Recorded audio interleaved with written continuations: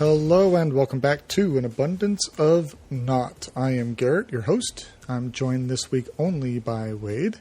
Hello, everyone. Brad's got some personal stuff to take care of. He'll share with everybody next week. With that being said, I want to talk a little bit about dentists and doctors and all those places that you're kind of forced to go, that you're supposed to be like exclusive with, right? You're bound to these places by your insurance. You can't just up and walk to another one. So there's not a lot of competition once you've found one. Mm-hmm. Yes? Okay. We agree. So I had a dentist appointment scheduled for last Friday. And they had called me earlier in the week and said, hey, you want to make sure about your appointment? I heard 3:30 on the phone. I wrote down 3:30. I left work early, get over there about 3:20. And they told me my appointment then was at 3. And that I'd have to come back another day. And I was thinking that, if this was any other type of business, retail, whatever, they wouldn't turn you away. They'd stay a few minutes late, knowing that they close at 4. They'd stay a few minutes late, get the patient in, get the customer in, do the work that needs to be done, and whatnot. So they rescheduled me actually for this coming Tuesday. Which I wrote down, but I thought in my head Tuesday, and Tuesday being yesterday. So I took yesterday off work. I had a very long Monday and needed a breather. And I went in there about 10 to 3. And they're like, oh, we have you scheduled for next Tuesday. And I'm thinking, crap. Now that's 2 days I would have had to leave early from work and another full day I took off. Yeah. To kind of, do this. Well, they're able to get me in and get me taken care of, but doctors are all the same way. You have an appointment set up for whatever time, and you're going to be in that waiting room for 15, 20 minutes. Dentist, orthodontist, whatever, all these places. And it just got me realizing that with insurance has killed the customer-minded view of these places. Because now their customer is the insurance company more than it is you, the patient. And you'll just come back another day because you can't go anywhere else. You're bound to that place. Yep. I mean, the thing that just bugs me most is, come in at this particular time, and you come in, and then you're sitting in the room for 20 minutes, and you're hearing your dentist's voice. It's like, what are we doing? Yeah. And I mean, like I said, if it was any other type of retailer and you walked into, it doesn't matter what it is, GameStop, Best Buy, and you were looking for help and couldn't find it, you have the option from going to a totally different store, totally different business, getting the same product for the same or cheaper price potentially with the same or better service. But even restaurants, if the waiter hasn't come to your table in 10 minutes, you're going, what's the deal here? Yeah, and you have the choice to never go back to that restaurant again without having to make 15 phone calls to your insurance company telling them that you're changing deals. Anyway, so that was a little frustrating. Abundance of personal issues. It was just frustrating. Not personal news, personal issues. Yeah, plenty of those. Let's see, the weekend. The weekend was hot this weekend. I went archery shooting again for the first time in 2 years. That was a lot of fun. And I took care of a few things here at the house on Sunday. Sunday was very hot. I didn't get nearly what I wanted to get done. But I got a couple things done that I needed to. I did, however, hit up a hobby store Saturday afternoon and picked up a transmitter and receiver for the quadcopter that I'm working on. I've seen it. So hopefully, another paycheck or two away, that thing might be airborne, which is exciting. May be airworthy. Just barely. The kid had a long birthday party she went to Sunday, so that allowed me to do some stuff around the house and not have to worry about it. Trying to think what else really of substance went on. And I can't think of anything on my end. Nope. My weekend was pretty lackluster, but I did do something kind of horrible. This didn't affect anyone else but me. I was headed home from work, stuck in traffic. in which I heard that warning, the weather warning thing come on the radio, warning of like flash floods and stuff like that. That emergency tone thing they do. And for some reason, it didn't give me any thought. I just turned it up, and it was like, right now, who is having a worse day than me? Or having a worse time than me at this particular moment? And you realize, I am a horrible person. That's pretty self-centered. Somebody's being raped in an alley right now, and you're thinking, I'm having the worst day ever. No.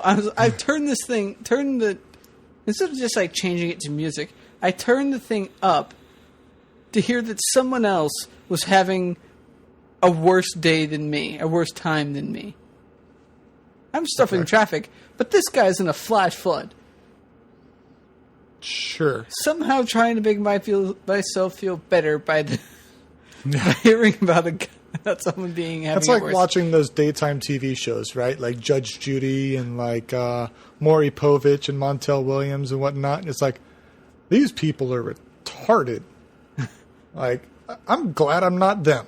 You know, like you could watch those shows and instantly feel better about who you are really in the world because, you know, like Maury does all those maternity tests and he's always got that one gal who's been in like 10 times and can't find the daddy. It's like, I am glad I'm not you. So yeah. And you can't watch those, so they're just like, and we'll figure out if David is the father after the break. Like, after the next 40 minutes of filler, because it only really takes us 10 minutes to let you know who everybody is and the result. But we're going to pack this into an hour. We're going to get all the back and forth between them. Yeah. Oh, God. Yeah, it's all staged, man. I hate that stuff. I used to watch it a lot when I was home during the day. Oh, God, what was it? Jenny Jones or something? Something like that. Yeah, Jenny. Oh, God, that was such a great show. That was pretty funny. What else? Can't think of much else. Thinking about quitting my pool team. Really? Yeah. The social vibe going on there is subpar, and I find myself spending money and leaving feeling worse than I did going. And that's just not... It's the complete opposite of... Yeah, it's kind of not the desired outcome. And I'm thinking over the course of a year, it's roughly $1,000 that I'm spending doing pool between the dues and the... Driving there. And the social factor. Yeah. It's like, I could put that towards something else. So I'm considering it. I haven't fully made my decision up, but I'm leaning heavily that way. Let's see. I think we'll jump into the movies now. Any objections? No. Movies. We'll start with the box office this week in terms of what came out this past weekend. Top 4 is Mission Impossible Rogue Nation, holding at 93% critic rating, pulled in $55.5 million. Vacation at 25% critic rating at $14.7. Ant-Man holding at 80%, pulled in $12.8. And The Minions at 54%, pulled in $12.4. Now we got a few movies to talk about here, and coming out this week, and let's take a look at what's popular. Number 1 is Fantastic Four, rated a measly 14%. I can't say that I blame them. The contemporary reimagining of Marvel's original and longest-running superhero team centers on 4 young outsiders who teleport to an alternate and dangerous universe which alters their physical form in shocking ways. Their lives irrevocably upend. The team must learn to harness their daunting new abilities and work together to save Earth from the former friend turned enemy. This is with a few names here. Kate Mara, Michael B. Jordan, Jamie Bell, who he's been in a bunch of stuff, and Miles Teller. Miles Teller you would recognize from, you might not actually, but from the Insurgent Divergent movies. He's been in those. He plays Reed Richards. What's interesting, though, and I think they address this as an adoption situation, but in the Fantastic Four, Johnny, the Flaming Torch, Human Torch, and Kate Mara playing Sue Storm, the Invisible Woman, they're siblings. But in this movie, Kate's white, Michael Jordan's black. Like, So yeah. they pretty much addressed that, oh, well, he's adopted. And it's like, I mean, I understand some racial perspective maybe, and not all superheroes are white and whatnot. Well, this. But in every comic book, he has been. And so it's just kind of this is weird. like, oh, well, you need to have this character in there. Yeah. It's like, and we'll just justify it by like, oh, he's adopted. There, it's one line of it's a check mark. I know. It's just, I don't know. It's weird. So that's coming out this week. I have to say I'm not very interested in that with the critic Kate rating. Mara was in the first season of American Horror Story. She was also in a movie with Johnny Depp. When he gets his like brain digitized. Transcendence? Yeah. She was the like leader of the like resistance or not resistance, Sure. but Jamie Bell, you would Terrorist. recognize from Billy Elliot. You might not. He was in Billy Elliot. Again, He played why not? It was a ballet movie about a boy who didn't fit in with everything. I've seen that. That was So he's a the while primary ago, in but- that, and he was also in the movie Jumper with okay. Christensen. Is it Christensen? He was the punk one. Yeah, he was kind of the punk one, but he's been in a bunch of stuff. So He was also He's familiar. in King Kong, apparently. he apparently was also in King Kong. I don't remember him from King Kong, so I'm Didn't not worried watch about King it. Kong. That was the one with Jack Black, though, actually. Number 2 this week is The Gift, rated at 94%. This is, Fantastic Four, I believe, is rated PG-13. Let's verify that real quick. Come on, sources. Yes, PG-13. Wasn't sure if it might be PG. So The Gift is rated R at 94%. This is more down your alley. This is with Jason Bateman, who you might recognize from, what's that movie with, wow, Will Smith. He's the hero. Okay, thanks. He's like a superhero. Oh, Hancock? Hancock. So Jason Bateman was the PR guy that he Okay, befriended. yeah. Rebecca Hall's in this, along with a few other notables. Let's take a look here. Simon and Robin are a young married couple whose life is going just as planned until a chance encounter with an acquaintance from Simon's high school sends their world into a harrowing tailspin. Simon doesn't recognize Gordo at first, but after a series of uninvented encounters and mysterious gifts prove troubling, a horrifying secret from the past is uncovered after more than 20 years. As Robin learns the unsettling truth about what happened between Simon and Gordo, she starts to question how well do we really know the people closest to us, and are past bygones ever really bygones? Turns out the husband was a bully to Gordo, and there. It's a revenge flick. Or not. Who knows? It could be.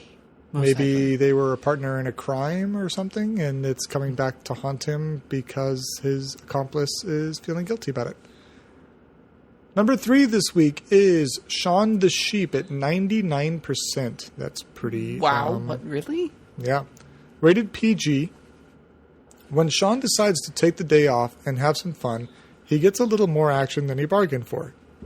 A mix-up from the farmer, a caravan, and a very steep hill lead them all to the big city, and it's up to Shaun and the flock to return everyone safely to the green grass of home. I'm not going into who's in this because it's all voiceover because it's claymation, and I don't really care. Number 4 this week, Ricky and the Flash, 64%. This is PG-13, featuring the likes of Meryl Streep, and her daughter, I believe, is also in this. I believe that could be Mamie Gummer. I'm not totally sure. Let's see here.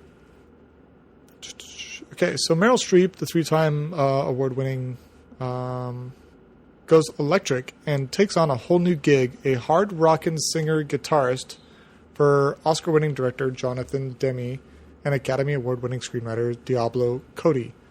Really? His name is Diablo. Okay. His parents hated him. And the uplifting comedy Ricky and the Flash, in a film loaded with music and live performances Streep stars as Ricky, a guitar heroine who, it's funny, I see heroine and I think female hero or drugs, who gave up everything for her dream of rock and roll stardom, but is now returning home to make things right with her family. Streep stars opposite her real-life daughter, Mamie Gummer, who plays her fictional daughter, Rick Springfield, who takes on the role of a Flash member in love with Ricky, and Kevin Kline, who portrays Ricky's long-suffering ex-husband. Okay. Can I just say, I had a small lunch. I have not had dinner, and we are looking at pages where it's offering this double dip French toast. I'm freaking starving. So the background of Rotten Tomatoes is this big old food thing. It's pretty funny. Oh, god damn. And last but not least, just for pure mention for fandom here, Dragon Ball Z Resurrection F apparently is a movie that is coming to select theaters. It has no rating as far as content goes, is rated at 100% from critics. All of however many actually reviewed it. 9. As we just look at the comments yep. All right. So for our Dragon Ball Z fans, myself included, even the complete obliteration of his physical form can't stop the galaxy's most evil overlord. After years in spiritual purgatory, Frieza has been resurrected and plans to take revenge on the Z-Fighters of Earth. Facing off against Frieza's powerful new form and his army of 1,000 soldiers, Goku and Vegeta must reach new levels of strength in order to protect Earth from their vengeful nemesis. I was surprised it got 100%, and surprised they're making new Dragon Ball Z content. You want some more surprising? MMA star Ronda Rousey Yes. has a crush on Vegeta. Wow. I like her even more. I wasn't necessarily a big fan of her, although I thought it was hilarious they had a pay-per-view fight on last week for $60 that lasted 34 seconds. Yeah, that's another issue. That's pretty funny. She was also, I think it was her that was in the Fast and the Furious movie. Some people have been making GIFs of her going Super Saiyan. Oh, really? Yeah. That'd be pretty funny to see, actually. And she's taking down people's That's funny. That's great. Let's take a look. I think she was in one of the... she was in Expendables 3. And what else? God, there are 3 of those. She was in the latest Fast and Furious 7. She played a bodyguard that Michelle Rodriguez fought. And she was in the Entourage movie recently, but portraying herself. So, funny. Well, very good. Let's jump to some news. It's going to be a light week again with Brad not here. But we'll touch base on what Wade's got on hand. I'm a little empty-handed, so we'll discuss and leave you guys to it. Oh, here we go.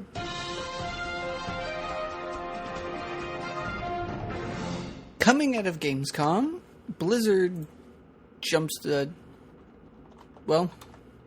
views anyway. When they come in with a new character for their near upcoming arena shooter-ish game, Overwatch. Okay. But I think his name is Lucio or somewhere along those lines. He's a former musical celebrity, and his weapon is music. He rides around the area with skates. He's able to wall ride, and he's all music themed. Interesting. Now, I'm not sure if is he called African American or Black. I'm not sure anymore. I want to say Black because that's what I've been told by Black people. What's the character name? Is it Lucio? Or is it Lucio? Yeah. I want to say Overwatch after that. Yeah. We're fact checking. Yep, there you go. He is a black character who looks like he's got a speaker as a weapon, some backpack funky thing, and some sort of rollerblade style footwear. He's able to just traverse get on walls, and he's got dreadlocks, which is a little stereotypical, but I mean, hey, might as well have some fun with it. Go Blizzard. I think this is either the second or the third New character release. There's one right there. I don't know what her name is. Zara? Zarya? Yeah. Who was a kind of a heavy weapons user. So, it's nice to take it for where we're going. I mean, we've got a pretty diverse looking cast here from where pictures are bringing up, but as again, I'm getting tired of doing this. Get it out already, please. Yeah, it's kind of the downside with Blizzard. I mean, they announce something, they take forever. Well, Blizzard's got a history Half-Life with this. 3. Announce a game 3 years before you're going to actually release it. You beta it for a year. You're releasing more and more content for those who were in the beta, while the people who can't get in Beta's just not sit even on released and watch. yet. Sorry. I understand that. But those that don't have access, sit around on the sidelines. I mean, look at Heroes of the Storm, how long that went in beta until finally launched. I mean, there are people doing full character builds in a beta. Hearthstone, another one we'll get to later. But yeah, I mean, that was terrible. Just like, okay, I want to play this game. And it almost got to a point where I stopped caring about Hearthstone because it took so long to freaking play. Yeah. Or for them to release it. But yet, you watch, famous YouTuber after famous YouTuber with it, and you're like, oh, come on now.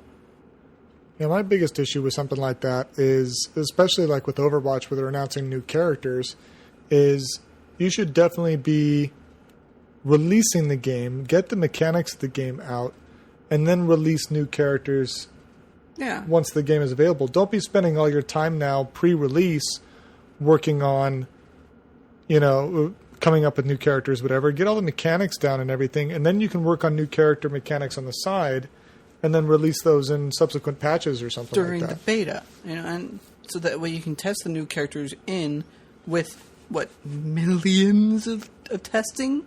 Yeah, millions of people testing it. But it's like, oh, here's this new character and this new character. Okay, can we just play it, please? Yeah, seriously. Very, very frustrating. But yeah, no, I mean, I kind of feel like... I mean, it'd be a very fun game for everyone just to get in on and jump, but that's just the point. Yeah. So, what else you got? I'm trying to think. I don't have any other thoughts here. I'm searching stuff. My creativity juices are flowing. Well, we have a new... Said we get to this. A new expansion for Hearthstone. The Grand Tournament. This is akin to the Argent Tournament, which happened in World of Warcraft during the Wrath of the Lich King expansion. Okay. And this will be unveiling 132 new cards with a new mechanic known as Inspire. From what I have read, the Inspire mechanic is when you play the Inspire mechanic is a ability that procs when Inspire comes into play. So if what does procs mean? It comes into effect. Why didn't you just say that? Oh, jeez. Anywho, so say when a card that comes down that has, there's one card I don't know the name. My apologies. It was something like a 2/3 Kodo, which is this big kind of pack animal. This reptilian pack animal. But you have to have a card that will give Inspire, and which will then have that card summon the Kodo. So a new expansion with a whole bunch of new crap. Yeah. Aren't they doing a tournament or something like that at Gamescom too? Yeah, this is where... Yeah, I heard some people were going to that. Where is Gamescom? I have no idea. Because I think it's here in the U.S. somewhere. It's probably somewhere. Okay. It's probably somewhere. Thank you, It's probably somewhere. Yeah, that's probably accurate. I mean, it has to exist at a specific location in the world. Anywho, they're offering you to buy the 50 packs for $50, so it's a pack a buck, I guess. But when the expansion hits, you'll be able to open all the packs and subsequently, play with them all. But even for when I'm playing, I play Hearthstone pretty much every day, and it's getting to a point where most of the cards aren't even used because everyone is just meta decking, which is just, famous YouTuber or Twitch user is using this deck build. Well, copy that and keep going. No one's putting any creativity into their decks. Well, I mean, the person who's creating it, who's YouTubing it is, and then people following or not.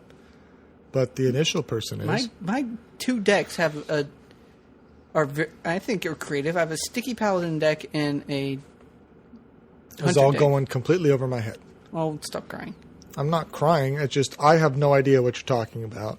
I could care less about Hearthstone. And you're going into details about it that... Well, people who are watching and playing Hearthstone and know what I'm talking about. So sure. Okay, and there's people that don't. So just know that you're talking over them. Give the points. So Hearthstone's got an expansion. A free-to-play game is wanting you to spend $50 on 50 packs of expansion cards. Yes. And it'll be released this month, August. So the free game is far from free. Well, you don't Can you earn these packs in-game? Yes. You you get dailies, which will be like, get 3 victories, or win 3 games with this class. Things, or do this amount of damage, and you'll get gold, which then allows you to buy packs. But obviously, you can buy packs with real money. Okay.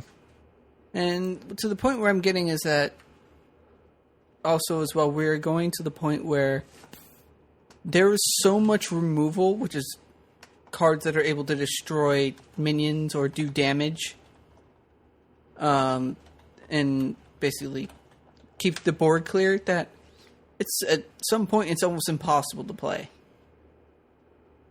Well, because the cards are too strong. Because classes have so much removal that you can't keep any minions on the board. Interesting. You have the mage who has Frostbolt, Frostlance, Fireball, Pyroblast, Flame Strike, and Polymorph, and there's going to be more with this expansion, and it's like, wow, you can't do anything anymore. So, I don't know, and I've said yes, there's cards that aren't used, but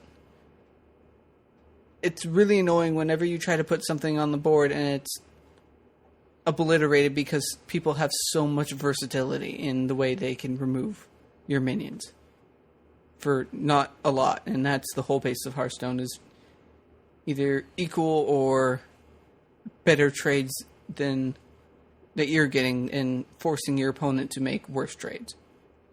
I see. On a side news, public service announcement, Khloe Kardashian apparently has created a messaging app. Nobody buy it or download it. Just don't. Do the world a favor. There's enough messaging apps out there. We don't need another one. There's some rumors about a Black Widow movie starring Scarlett Johansson. I know some people were trying to advocate for some of this. But it looks like there's some controversy and reports of lack of diversity, perhaps, in Hollywood right now with leading ladies, at least in major movies. They all appear to be quite Caucasian in complexion, including the likes of Lena Headey, as we know from Game of Thrones, and also the 300 movies. Scarlett. You got Jennifer Lawrence. You've got... Pleats. Nicola Peltz from Transformers. Just Jennifer Lawrence, like I said, from that stuff. So I don't know what that's about. What was the chick from? She played Zathura in Guardians of the Galaxy. Zoe Saldana. Yeah, she's African American. She's been out of movies for a while. She's not African. She's Cuban. Okay. But she just is recovering from twins, actually. So she's been out of the movie scene for a little bit. But yeah, there's some stuff on Huffington Post about diversity and or lack thereof, which is interesting. Oh, because maybe some women don't want to go into movie roles? Like some women don't want to become politicians? Just a thought. I mean, yeah, they have to have the population to pick from, so to speak. Interesting little article here, just by the headline. Bindi Irwin opens up about losing her dad, the crocodile hunter. She has a cute little show, definitely for kids. As an adult, it's pretty mind-numbing. But it's all about animal facts and kind of a little competition for kids that they run through the zoo and try to compete for animal knowledge. It's a cute little show. If you got kids, it's a good one. But I'm just trying to fill airspace, so I'm going to stop. Speaking of which, Blizzard is... World of Warcraft is going to be announcing their new expansion for tomorrow, meaning today, when this is released, which would be August 6th at Gamescom. That's what? BC, Wrath, Cataclysm, Mist Pandaria, Warlords of Draenor, and then this new one is going to be the 6th expansion. Great. Reaching, guys? For our movie people, I think we've talked about... I know we've talked about this movie and its potential hype. But Deadpool released a little trailer, a teaser trailer, rather, of Deadpool sitting in a big chair kind of talking and announcing that another trailer would be coming. That secondary trailer has since launched, as I understand it. Again, Ryan Reynolds as Deadpool. I'm going to see if we can pull up the trailer here real quick. Here we go. So it shows a little bit of before Deadpool as Ryan Reynolds portrays Wade. Something Wade, I think. Not me, but I was actually thinking about doing a Deadpool just because of that reason. Cosplay, by the way. Which I'm actually may be getting back into because I found some people who... or at least a person, we could probably start a cosplay group. So, woo! There you go. So, looks like a pretty in-depth trailer. It goes into the before, why he may have subjected himself to experimentation, and the aftermath resulting in, so to speak. This was before the Weapon X. Weapon X. Well, I'm pretty sure they're taking the whole X-Men Origins Wolverine movie where Deadpool made his appearance. And they're pretty much either going to call attention to it as a joke or totally write it off. You should have a big X in the back and just beat him with it. We see... Weapon X was supposed to be Wolverine. Yeah, Wolverine's I know. Weapon X, and Deadpool was... I don't know if the comic book world, they really intertwined, but he has similar abilities. And it shows the action scene that we've seen in that initial teaser trailer from a couple of years ago. So, a lot of Deadpool trailer. If you want to see it, go see it. It's a couple minutes long. It looks fun. I probably will see it just because the main character's real name is Wade. I'll see it because, it's Ryan Reynolds. His comedic timing is great, and the hype for this thing has been built up for years by the community. Let's just hope it's not crap. And it's funny how they kind of... they released this trailer, and then, this is... it's on the... in limbo, everyone's like, dude, this is good. Yeah, we want this. You have to make this is really what it was. And people are like, okay, wow, all right, we're making it. And it's like, yeah, it was something that got started. It got shelved. It was selectively released because it happened to have released during a Comic-Con or something like that, which is that's an interesting time to leak footage. Well, it's a stupid thing. And the community built up. No, they did that for like a WoW, the WoW movie and something else. No, it was a Suicide Squad movie they did where it was like special only Comic-Con. That video was supposed to be a Comic-Con exclusive. It was for both of them were doing it, and it was like... Okay, all right. Here's the story with Suicide Squad. It was designed to be a Comic-Con exclusive. And somebody in the crowd had videoed it and put it up online. Blizzard's gotten all the ones for World of Warcraft as far as I know. The WoW movie, sorry. But for Suicide Squad, the production company, they couldn't stop it getting out. Oh, yeah. So they said, well, if it's going to be out, we want it to be in the quality that we've done, not in the quality that some idiot did with their smartphone. So they ended up releasing it anyway. But it kind of sucks now for you Comic-Con people because all these exclusives that you get at Comic-Con are going to go away because they end up not being exclusive. Somebody leaks it, it gets out to the public, and then it's no big deal. not hard to do that. Because once something hits the internet, it's boom, it's out there. Yeah. And the only way for you to the only way for it to disappear is not to draw attention to it. If you mention it anyway, people will gravitate to it. Yeah.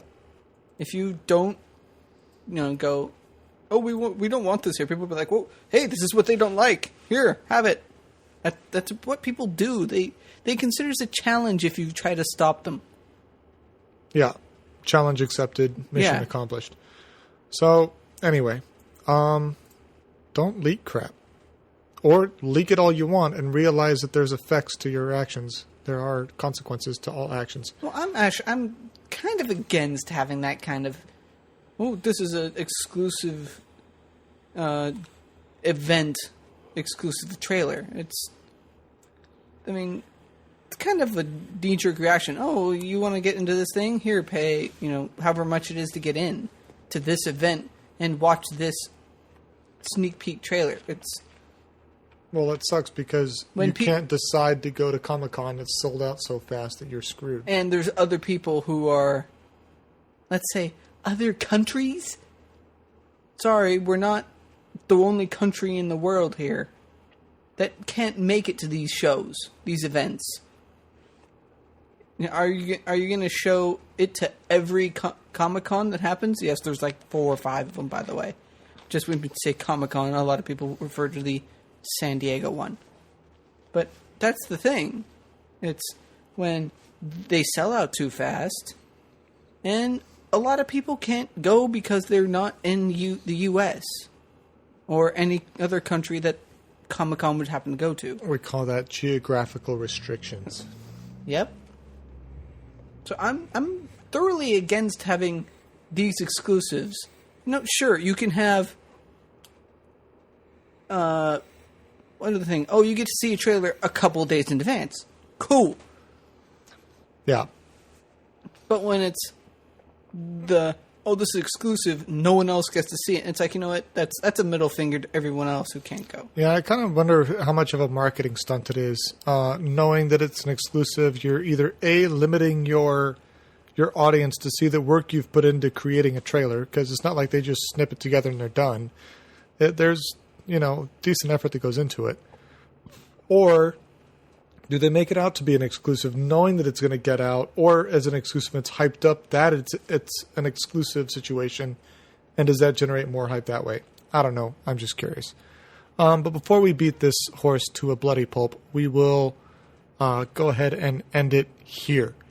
We ask you, once again, follow us on Twitter @Abundance of Naught. Like us on Facebook, facebook.com/abundance.naught. We got videos going up pretty much daily on YouTube, so check it out. We got I keep saying robot. Rocket League, a few here and there. We've got Batman Arkham City. I may join Don't Starve. Together is out, and some Portal 2 will be coming out in the near future. So check it out if you're interested in any of that, and we'll see you guys next time. And keep on gaming, and oh my god, I'm hungry.